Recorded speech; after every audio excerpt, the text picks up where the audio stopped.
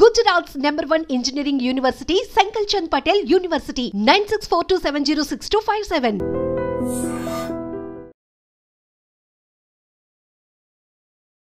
Hello everyone, welcome to I dream. ఈరోజు మన స్టూడియోలో ఉన్నారు JN chemistry institute director Jammu Nagesh garu. మరికొన్ని రోజుల్లో స్టార్ట్ అవబోతున్న నీట్ ఎగ్జామ్ ప్రిపరేషన్స్ ఎలా ఉండాలి, స్టూడెంట్స్ ఎలాంటి టిప్స్ తీసుకోవాలి, అవన్నీ చెప్పడానికి మనతో పాటు ఉన్నారు. Let's welcome him. నమస్తే సార్. Hi ma'am. ఇంకా పట్టుమని 10 రోజులు ఉంది నీట్ ఎగ్జామ్కి. ఇంత చిన్న టైంలో స్టూడెంట్స్ ఎలా ప్రిపేర్ అవ్వాలి సార్? ఎస్ మేడం, ఈ మే ఫస్ట్ వీక్లో మే 4th ఎగ్జామ్ ఉంది.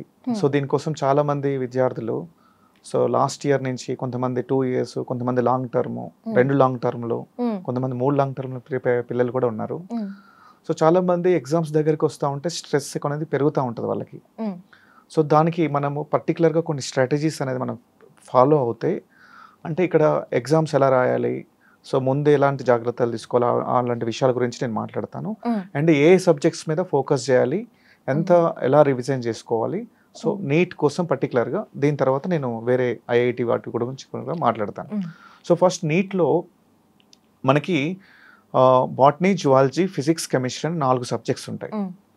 సో జనరల్గా ఏంటంటే బాటనీ, జువాలజీ పిల్లలకి ఈజీగానే ఉంటుంది, సో వాళ్ళు మేనేజ్ చేయగలుగుతారు. ద ప్రాబ్లం వచ్చి ఫిజిక్స్ అండ్ కెమిస్ట్రీ. సో చాలా మంది ఏంటంటే ఫిజిక్స్ అనేది ఒక ఫోబియా ఉంటుంది, ఎందుకంటే మ్యాథ్స్ రిలేటెడ్ ఉంటుంది అన్నట్టు. మ్యాథ్స్ వస్తేనే ఫిజిక్స్ వస్తుంది. సో దాంతో వీళ్ళు 10th మ్యాథ్స్ వదిలేస్తారు కాబట్టి సో కొంచెం ఫిజిక్స్ అనేది టఫ్గా ఫీల్ అవుతారు. సో వీళ్ళ స్ట్రాటజీస్లో ఏంటంటే మెయిన్గా కాన్ఫిడెన్స్ అనేది మ్యాటర్. ఇక్కడ సబ్జెక్ట్స్ కంటే మెయిన్గా కాన్ఫిడెన్స్. వెన్ ద పిల్లలు ప్రిపేర్ అయ్యేటప్పుడు ఎంత కాన్ఫిడెంట్గా ఉంటే వాళ్ళ ఎగ్జామ్ని అంత ఎఫెక్టివ్గా రాయగలుగుతారు. సో ఇక్కడ ఒక చిన్న ఎగ్జాంపుల్ చెప్తాను. సో జనరల్గా పిల్లలు ఫిజిక్స్ ఒక ప్రాబ్లం సాల్వ్ చేస్తున్నప్పుడు కొన్నిసార్లు ఏంటంటే మ్యాథ్స్ బేసిక్స్ లేకపోవడం వల్ల సో ప్రాబ్లం సాల్వ్ చేయలేరు. అలా చేయలేనప్పుడు వాళ్ళ లోపల అనుకోకుండా ఒక చిన్న థాట్ వస్తుంది, నెగిటివ్ థాట్. ఏంటంటే అయ్యో నేను చేయలేకపోతున్నాను, ఇక నా వల్ల కాదు అని. దాని ఎఫెక్టు ఏదైతే కెమిస్ట్రీ, బయాలజీ మంచి చదివినా కూడా దాని మీద ఎఫెక్ట్ వస్తుంది. సో నేనేం చెప్తానంటే, సో ఫస్ట్ థింగ్ ఆ నెగిటివ్ థాట్ని తీసేయాలి. అంటే మనం 1 లీటర్ మిల్క్ ఇచ్చాను, మీకు ఒక చిన్న పాయిజన్ డ్రాప్ ఇస్తాను, వేసానట్టుగా ట్రై చేస్తాను, తాగుతారా మీరు? లేదు. అలానే ఒక చిన్న క్వశ్చన్ మన ఎంటైర్ ప్రిపరేషన్ని డిస్టర్బ్ చేస్తుంది. సో ఫస్ట్ ఏంటంటే nobody is perfect. So 100% ఎవరు పర్ఫెక్ట్గా ఉండరు. సో మనం ఉన్న ఏరియాలో మనం పర్ఫెక్ట్గా ఉండాలి. సో దానికోసం మనం స్ట్రాటజీని ప్రిపేర్ అవ్వాలి. సో నేనేం చెప్తానంటే, ఫస్ట్ బయాలజీ, మీరు ఇన్ని ఇయర్స్ నుంచి బయాలజీ ప్రిపేర్ అయ్యారు కాబట్టి సో బయాలజీ మీద ఎక్కువ గ్రిప్ పెట్టండి, రివిజన్ ఎక్కువ చేయండి, నెంబర్ ఆఫ్ టైమ్స్ రివిజన్ చేయండి. సో మీకు ఇచ్చిన స్పెసిఫిక్గా కొత్త టాపిక్స్ ఏం అవసరం లేకుండా ఏవైతే మీరు ఇన్ని 2 years నుంచి 1 year నుంచి ఏదైతే ప్రిపేర్ అవుతున్నారో దాని మీద ఫోకస్ పెట్టండి. ఎక్కువ revision, number of times revision చేయండి. ఫస్ట్ బయాలజీ, తర్వాత కెమిస్ట్రీకి రండి. సో బయాలజీ తర్వాత సమ్వాట్ ఈజీ అనేది chemistry. As a chemistry faculty so నేను ఏం చెప్తానంటే, సో టోటల్గా మనకు నీట్లో 720 మార్క్స్ ఉంటాయి. సో దాంట్లో 360 marks biology, 180 marks physics, 180 marks chemistry. So నేనేమిటంటే బయాలజీ, కెమిస్ట్రీ ఆల్మోస్ట్ పర్ఫెక్ట్గా ఉంటాయి. మనం బయాలజీ, కెమిస్ట్రీలో మినిమం మనకు 500+ స్కోర్ చేయగలగాలి. చేస్తే అంటే మనకి ఏదో ఒక కాలేజీలో సీట్ వచ్చే కేపబిలిటీ ఉంటుంది, నేను ఇర్రెస్పెక్టివ్ ఆఫ్ ఫిజిక్స్. దీని తర్వాత ఫిజిక్స్ని మనం అంటే డిఫెన్స్ మోడ్ కాకుండా అటాకింగ్ మోడ్లో చదవాలి. అటాకింగ్ మోడ్ అంటే ఏంటంటే భయం లేకుండా ఎన్ని క్వశ్చన్స్ వస్తే అన్ని క్వశ్చన్స్ చేసుకుంటూ పోవాలి. ఎప్పుడైతే మనం డిఫెన్స్ మోడ్కి వస్తామో ఆటోమేటిక్గా ఏంటంటే మనలో ఒక నెగిటివ్ ఫీలింగ్ అనేది ఉంటుంది. సో దాని ఇంపాక్ట్ వీటి మీద పడకుండా సో మనం స్ట్రాటజికల్గా బయాలజీ, కెమిస్ట్రీ అండ్ ఫిజిక్స్ ఈ ఆర్డర్లో మనం ప్రిపేర్ అవ్వాలి. సో మెయిన్గా ఏంటంటే ఎక్కువ రివిజన్, కొత్త టాపిక్స్ ఏం లేకుండా ఎక్కువ రివిజన్ మీద ఫోకస్ చేయాలి. మీరు ఇప్పుడు ఫిజిక్స్, కెమిస్ట్రీ అంటున్నారు కాబట్టి కెమిస్ట్రీ అనేది చాలా మట్టుకు పిల్లలు చాలా టఫ్ సబ్జెక్ట్గా ఫీల్ అవుతారు. సో దాని మీద గ్రిప్ పెంచుకోవడానికి ఎలాంటి టిప్స్ వాడాలి? కెమిస్ట్రీ అనేది one of the scoring subject. Biology తర్వాత మంచి స్కోరింగ్ సబ్జెక్ట్ అంటే కెమిస్ట్రీ. చాలా మంది పిల్లలకి ఆ ప్రిపరేషన్ స్ట్రాటజీ తెలియక సో చాలా మంది మార్క్స్ పోతున్నాయి. సో కెమిస్ట్రీ మీద మనం ప్రాపర్గా ఒక సిస్టమేటిక్గా కనుక చదివితే సో మనకి కెమిస్ట్రీలో 3 ఏరియాస్ ఉంటాయి, organic chemistry, inorganic chemistry, physical chemistry. So చాలామంది పిల్లలు సో ఆర్గానిక్లో అండ్ ఫిజికల్ కెమిస్ట్రీలో ఇబ్బంది పడుతుంటారు. ఇన్ఆర్గానిక్ కెమిస్ట్రీ ఏంటంటే కొంచెం ఈజీగానే ఉంటుంది when we compare with organic and physical. So పర్టికులర్గా నేను ఆర్గానిక్ కెమిస్ట్రీ ఎలా ప్రిపేర్ అవ్వాలో ఈ తక్కువ టైంలో చెప్తాను. సో మెయిన్గా మీరు ఒక జీఓసి అని ఒక జనరల్ ఆర్గానిక్ కెమిస్ట్రీ అనే టాపిక్ ఉంటుంది. సో ప్రతి ఒక్క పిల్లలు మీరు ఏం చేస్తారంటే దాంట్లో ఉన్న ఫండమెంటల్స్ మీద ఫుల్ గ్రిప్ తెచ్చుకోండి. జీఓసి తర్వాత మనకి టైప్స్ ఆఫ్ రియాక్షన్స్ అండ్ తర్వాత నేమ్డ్ రియాక్షన్స్ మీద ఎక్కువ గ్రిప్ తెచ్చుకుంటే తక్కువ టైంలో సో ఎక్కువ కాన్సన్ట్రేట్ చేయండి. సో బేసిక్ ఏంటంటే బై హార్ట్ చేయడం కాకుండా ప్రతి రియాక్షన్ ఇంకో రియాక్షన్ టు రియాక్షన్ లింకింగ్ ఉంటుంది.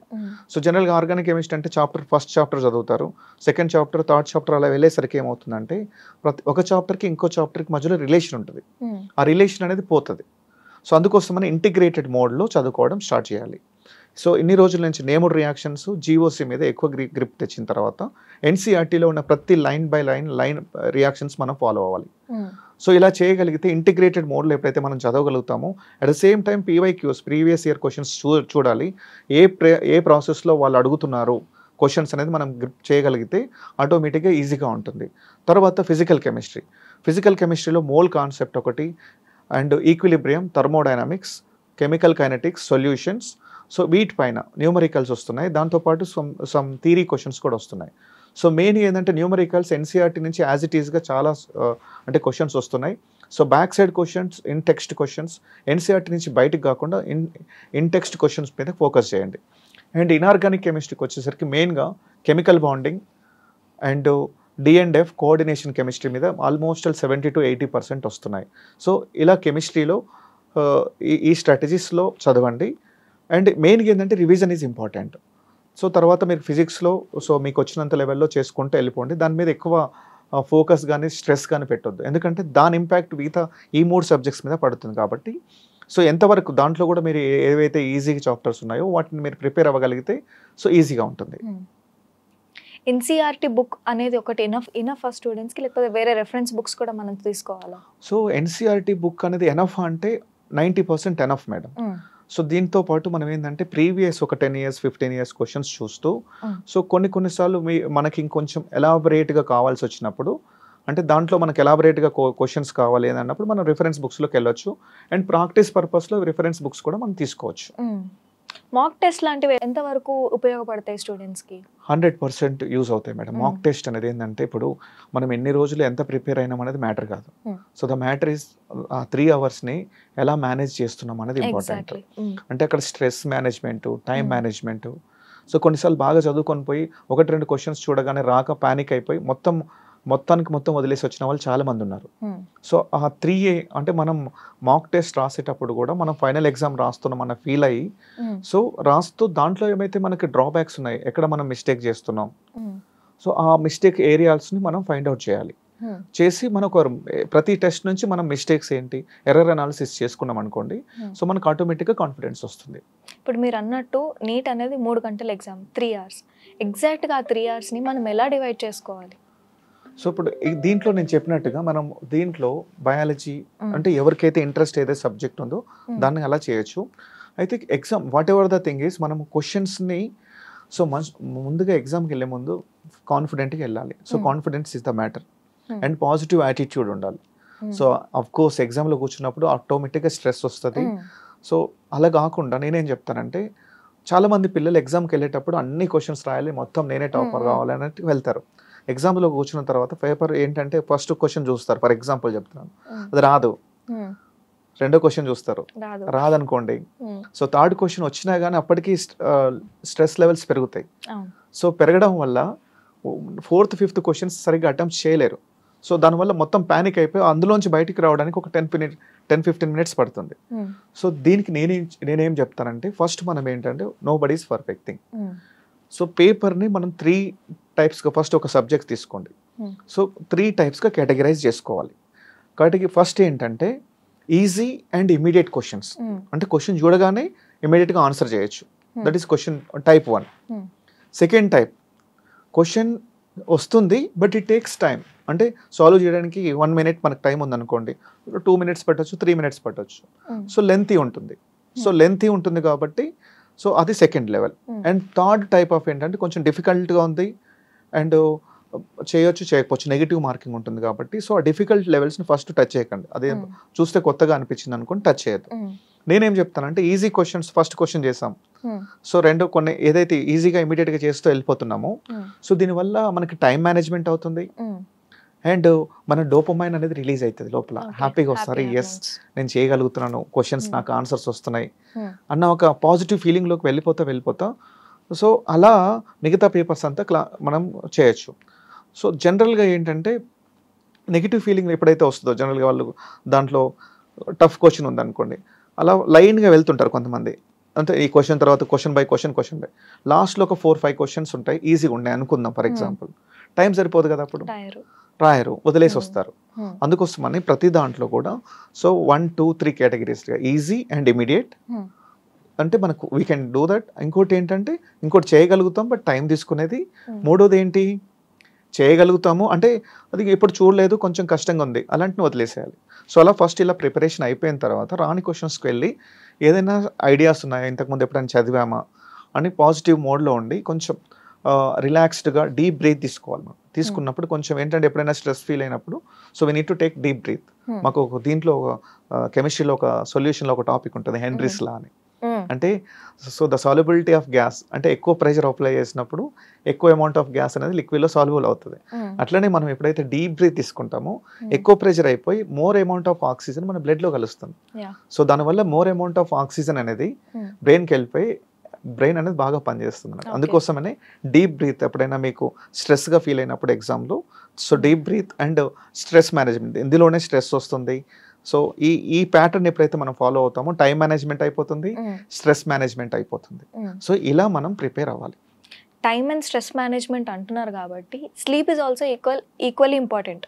సో స్లీప్ని ఎలా బ్యాలెన్స్ చేసుకోవాలి? సో ఇది చాలా ఇంపార్టెంట్, ఎందుకంటే సో మనకి ఏ టైంలో అయితే ఎగ్జామ్ ఉందో చాలా మందికి అదే టైంలో ఫర్ ఎగ్జాంపుల్ ప్రిపరేషన్ అదే టైంలో పడుకునే అలవాటు ఉంటుంది.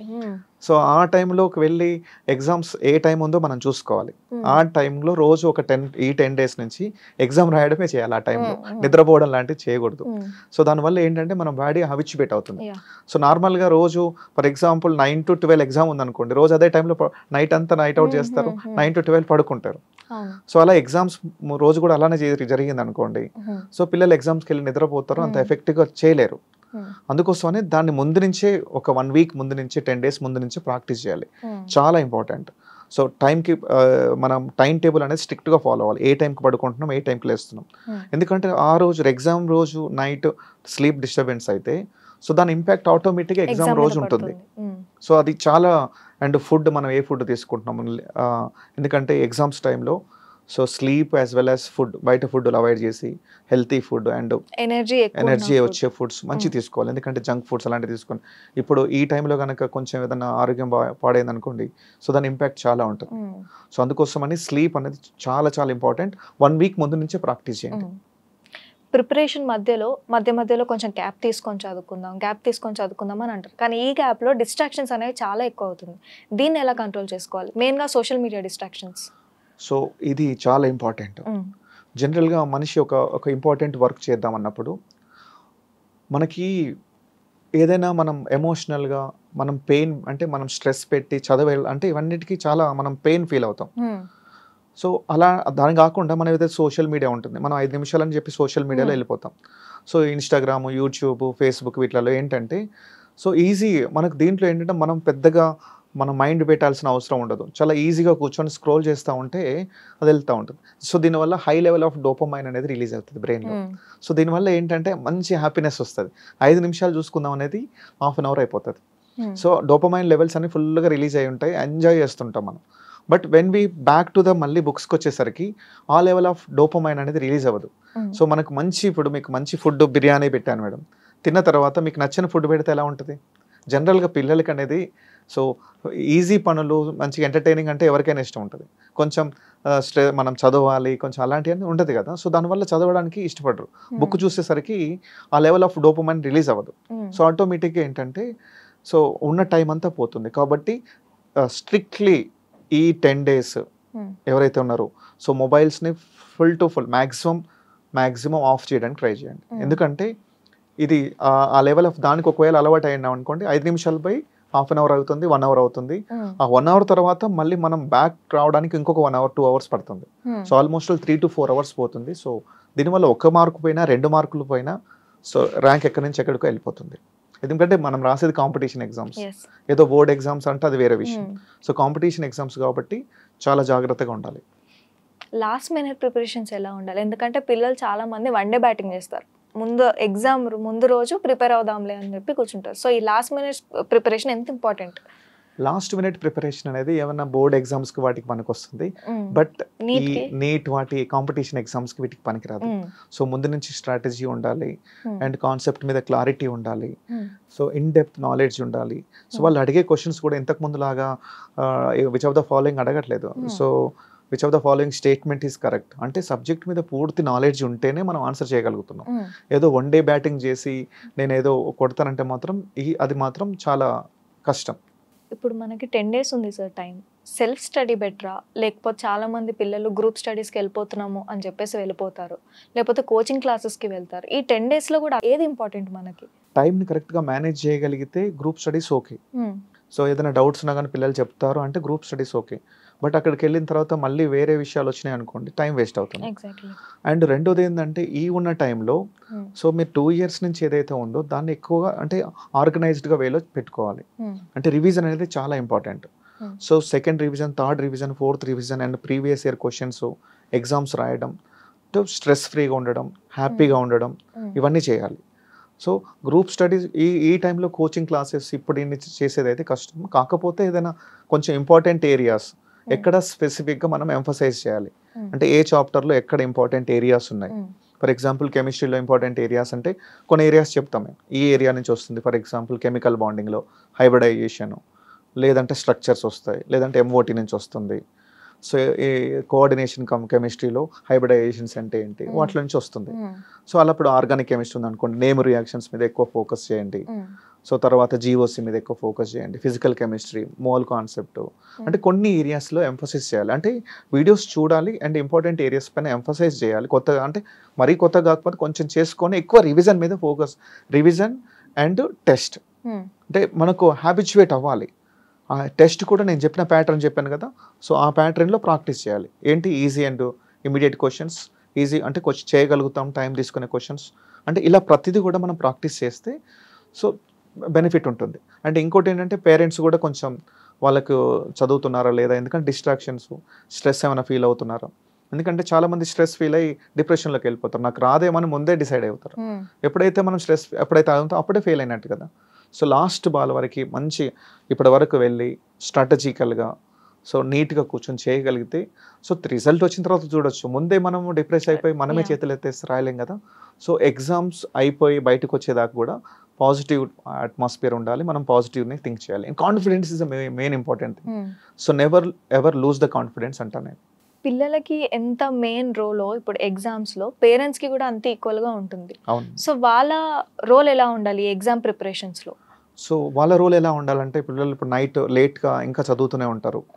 సో చెప్పాలి టైం టు బెడ్, ఎందుకంటే వీళ్ళు నైట్ 2కి 3 దాకా తీసుకుంటే ఇప్పుడు అలా మనకు బాడీ క్లాక్ అనేది అలవాటు అయిపోతుంది.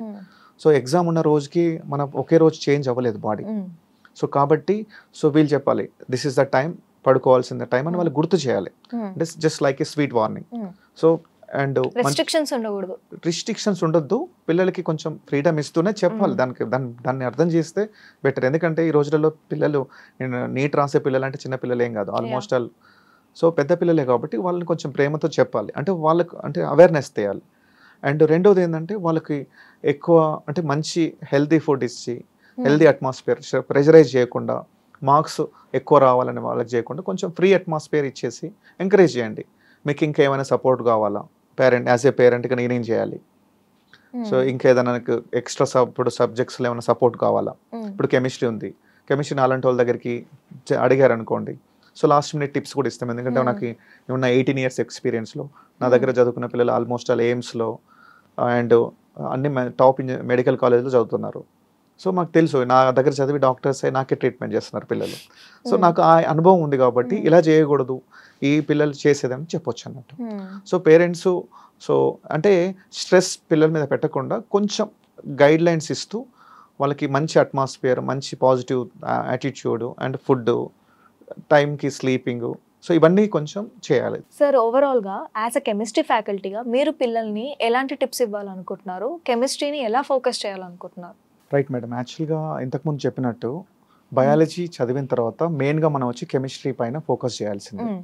సో కెమిస్ట్రీ అనేది స్కోరింగ్ సబ్జెక్ట్, సో దీన్ని నెగ్లెక్ట్ చేయకండి. సో బయాలజీ తర్వాత హైయెస్ట్ స్కోరింగ్ వచ్చేసి కెమిస్ట్రీ. సో దీంట్లో అంత ఈజీగా కూడా లేదు, కెమిస్ట్రీ ఈజీ కూడా రావట్లేదు కాబట్టి సో దీనికి కూడా మనం వర్కౌట్ చేయాల్సిందే. సో దీంట్లో నేను చెప్పినట్టుగా ఆర్గానిక్, ఇన్ఆర్గానిక్, ఫిజికల్, ఆర్గానిక్ కెమిస్ట్రీలో మళ్ళీ చెప్తున్నాను, జీఓసి అంటే జనరల్ ఆర్గానిక్ కెమిస్ట్రీలో inductive effect, hyper conjugation, resonance, acidity, basicity అనే అప్లికేషన్స్ ఉంటాయి. వాటి applications as well as types of reactions, addition అంటే ఏంటి, సబ్స్టిట్యూషన్ అంటే ఏంటి, సో వీటిపైన as well as named reactions పైన బాగా గ్రిప్ రావాలి. గ్రిప్ తెచ్చుకోండి. Named reactions, so like aldol condensation, Cannizzaro reaction, Hofmann bromamide degradation, ఈటాడ్ reaction, Rosenmund reduction, Finkelstein, Swarts, Reimer Tiemann, Kolbe, so ఇట్లాంటి ఏవైతే నేను నేమ్ రియాక్షన్ చెప్పానో సో వీటిపైన బాగా గ్రిప్ తెచ్చుకోండి. At the same time inorganic వచ్చేసరికి కోఆర్డినేషన్ కెమిస్ట్రీ, సో దాంట్లో హైబ్రిడైజేషన్, బీబీటీ, సిఎఫ్టీ, ఐసోమరిజం వీటిపైన, అండ్ డిఎండ్ఎఫ్లో so d block electronic configurations, ఎఫ్లో కూడా ఎలక్ట్రానిక్ కాన్ఫిగరేషన్స్, అండ్ కెమికల్ బాండింగ్లో hybridization, MOT, bond orders, bond lengths. So తర్వాత ఫిజికల్ కెమిస్ట్రీలో mole concept and organic chemistry రిలేటెడ్గా జ్యూమాస్ అండ్ జెల్దాల్స్ మెథడ్స్లో క్వశ్చన్స్ అడుగుతున్నారు. At the same time so equilibrium, pH based calculations వస్తున్నాయి, and thermodynamics, solutions, kinetics, electrochemistry. So ఈ particular ఏరియాస్లో బాగా revise చేయండి, పీవైక్యూస్ చేయండి, అండ్ కాన్సెప్ట్స్ మీద క్లారిటీ తెచ్చుకోండి. సో తర్వాత దాని ఫిజిక్స్ కూడా చదవండి, చదవదనట్లేదు, చదవాలి. సో ఎక్కువ ఫోకస్ చేసుకొని, అండ్ నేను చెప్పిన స్ట్రాటజీస్ ఏదైతే ఎగ్జామ్కి స్ట్రెస్ అవ్వకుండా కాన్ఫిడెంట్గా వెళ్ళండి. సో ఎంత మనం డిప్రెషన్ అయ్యి స్ట్రెస్ తీసుకుంటే అంత మార్క్స్ తక్కువ వస్తాయి. స్ట్రెస్ తీసుకుంటే ఎక్కువ మార్క్స్ వస్తాయి అనుకుంటే ఎక్కువ స్ట్రెస్ తీసుకోండి. సో ఎంత స్ట్రెస్ తీసుకున్నా కానీ మార్క్స్ రానుకున్నప్పుడు సో హ్యాపీగా చదవండి, రివిజన్ మీద ఫోకస్ చేయండి. కొత్త వాటికంటే ఆల్రెడీ చేసిన వాటిని ఆర్గనైజ్డ్గా అండ్ ఎగ్జామ్ స్ట్రాటజీస్ చేస్తూ, స్లీప్ ప్యాటర్న్ ఫాలో అవుతూ, మంచి డైట్ తీసుకుంటూ, హెల్దీగా, హ్యాపీగా సో ఈ 1 వీక్ కనుక మెయింటైన్ చేస్తే సో దాని ఇంపాక్ట్ అనేది ఎగ్జామ్లో ఉంటుంది. Lastly I would like to ask something sir. Writing అనేది ఎంత ఇంపార్టెంట్? ఎందుకంటే పైన చూసుకుంటారు చాలామంది. ఇప్పుడు మన కెమిస్ట్రీ అనగానే వీ షుడ్ రైట్ ఫార్ములాస్ కానీ ఆర్గానిక్ సంబంధించింది. సో రైటింగ్ అనేది ఎంత ఇంపార్టెంట్? ఫోకస్ చేయాలి కదా కంపల్సరీగా. రైటింగ్ చేసేటప్పుడు ఏంటంటే మనం ఫోకస్డ్గా ఉంటాం కాబట్టి చదివేటప్పుడు ఆర్గానిక్ కెమిస్ట్రీ చదవద్దు, ప్రాక్టీస్ చేయాలి, పేపర్ పైన రాస్తూ ఉండాలి. సో దానివల్ల ఏంటంటే మనం డిస్ట్రాక్ట్ అవ్వకుండా ఉంటాం. సో ఎక్కువ మీద రైటింగ్స్ రాసుకోండి, అండ్ ఇంపార్టెంట్ ఫార్ములాస్ అన్ని ఒక చిన్న పేపర్లో కానీ చిన్న షీట్స్ లాగా రాసి బాగా రివైజ్ చేయండి. సో ఏవేవైతే గుర్తు పెట్టుకునే ఉంటాయో వాటిని సో పదే చూడడం, రోజుకి 4-5 సార్లు చూడడం. అండ్ ఇన్ఆర్గానిక్ కెమిస్ట్రీలో ఈ 10 days కొంచెం పార్ట్ లాగా రోజు కొంచెం లాగా సో రివైజ్ చేయాలి. ఒకే రోజు చేయలేం దాన్ని. సో రోజు రివైజ్ చేస్తూ మెయిన్గా ఈ 10 days రివిజన్ పైన ఫోకస్ చేయండి. Thank you sir. Thank you madam.